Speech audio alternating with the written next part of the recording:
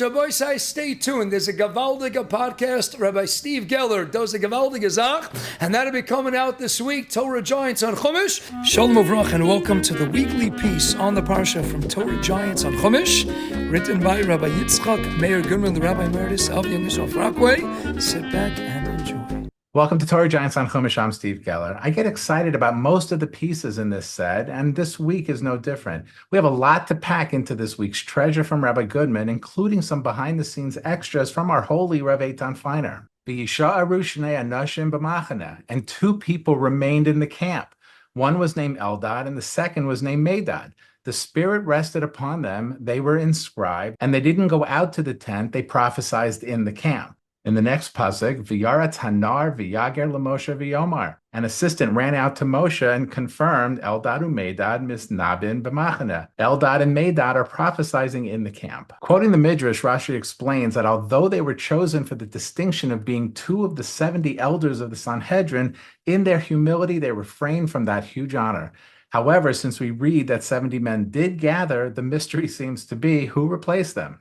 Rav Mordechai Yaffa in Talalei Aros makes a logical suggestion. Obviously, two other, hopefully worthy elders noted that Eldad and Meidad stepped away and entered in their place. Eldad and Meidad probably noticed but did not report this arrogance in order not to embarrass the two fellow Jews. There's a similar event found in the Gemara Sanhedrin where Rabban Gamliel once requested that 7 scholars join him in the morning to calculate the calendar. When he entered, he found 8.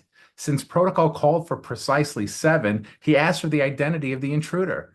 Shmuel HaKatan, or Little Shmuel, who was called Little because of his great humility, said that he was the extra man. The Gemara states that this was not so, that he wished to spare the guilty man of any embarrassment. So similarly, as a reward, God allowed Eldad and Meidad to have the prophetic spirit enter them anyway. Rashi explains that Eldad and Meidad had a vision that Yehoshua, not Moshe, would lead the people into Eretz Yisrael. And this is what caused some consternation amongst Bnei Israel and why some called for their imprisonment. Our Holy Rav Feiner has generously shared his time to explain a comment in the Masechta Megillah and how this has been beautifully applied to this episode with Eldad and Meidad. So Rabbi Goodmans, in his classic, unbelievable Torah Giants and Chumash, here on page 69, in his brackets, so humbly, wants to suggest that maybe the Nar and Yehoshua, what was the concern? That maybe Eldad and Meidad were making up false prophecies. Moshe, with his prophetic power, though, knew the truth and exclaimed he wished all the people could have prophecy. So if you take a look at the Ran and Drashos and Drush Shmini, he mentions not necessarily that the chshas, the suspicion was that they were making up false prophecies, but to have a prophecy outside of Moshe, there's some deficiency. If you think you're going to have your own independent prophetic vision, mutually exclusive of the source of the nevuah of Moshe Rabbeinu, that was the primary issue. Because yes, Moshe Rabbeinu says, Halavai, I wish everybody was a Navi, but what? The Ran gives the example of a candle. You can light 100, 1,000, endless amount of candles you can light from one flame, and it doesn't diminish one iota from the original initial flame. That's the flame of the nevuah of Moshe Rabbeinu. Moshe Rabbeinu says, Halavai, take from my nevuah, but it's coming down through the conduit of Moshe Rabbeinu. Eldad and Meidad, you have your own separate. The Nar, Yehoshua, they didn't understand that. Moshe Rabbeinu says, no, I understand they're still getting it from me, through me. They're just not in my vicinity at the current time, but they're still getting it through me. So let's head to a beautiful Rav. As Rabbi Goodmans writes, many people attribute it to the of Yisrael. Some people attribute it to the Vilna Gaon. Either way, it's a gem regardless. The Vilna Gaon, Rav, all gishmak. So Rabbi Goodmans takes us to this vart. Gemara Megillah Yud Chesam Aleph says, Mila besela mishtuka betrain. Literally meaning a word is worth 1 selah. That was one of the primary coins they had in the Zman of Chazal, but silence is worth 2. Tahaina what? An echo of what Chazal tell us in Pirkei Avos at the very end of the first parak. Shimon HaTzadik says, I grew up the guf tov mishtika or elashtika, it's dependent on different kersos. And the Mishnah, but the message remains the same. And that is that all the days I've grown up amongst the sages, and I discovered that the greatest midah is shtika, is silence. You got to know when to go ahead and be silent to control that koach hadibur. So listen to this awesome remez of the incredible Rav Avram Yeshua Heschel, the Zokain of the Hasidic Rebbes in his day and age. What's a take on this lashon of Chazal? If Moshe had spoken a milah to the stone, what stone? The Selah. What Selah?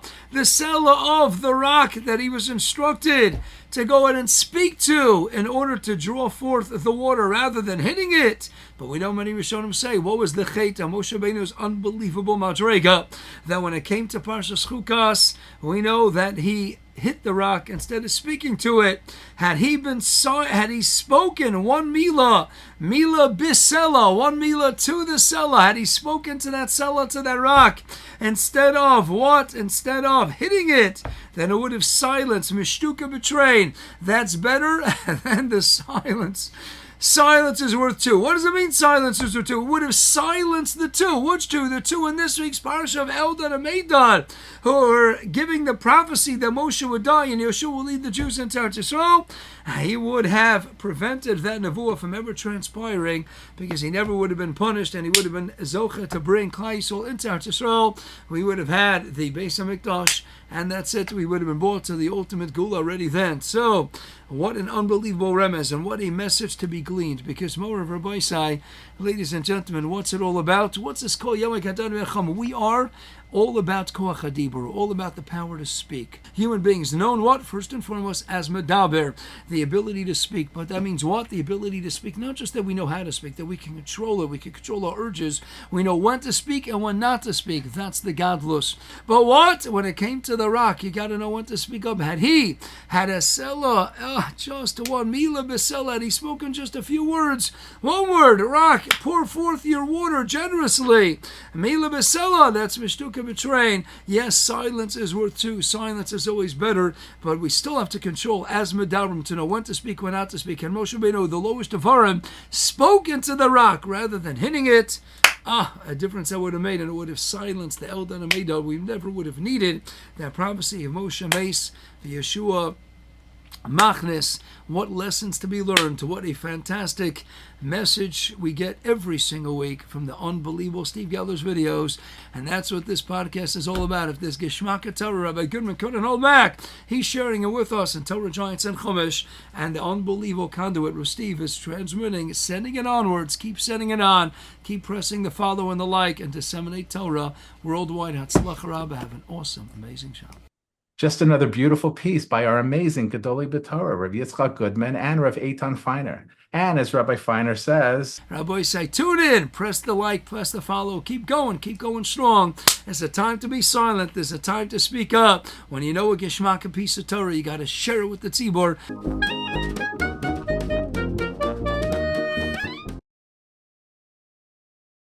And sometimes the silence makes more of an impression and leaves more of a message than anything you could say.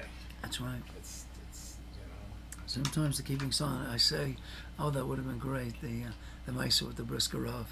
Yeah. As the Chazon Ish used to go down to Yisrael. He lived in Bnei Brak. He was learning Yom Halayla.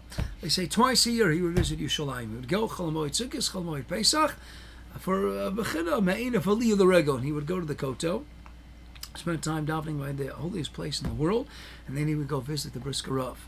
So on one of the visits, he was escorted in. He's sitting across from the brisker Rav, and they sat opposite each other. And they just looked at each other. And they didn't exchange a single word for over a half hour.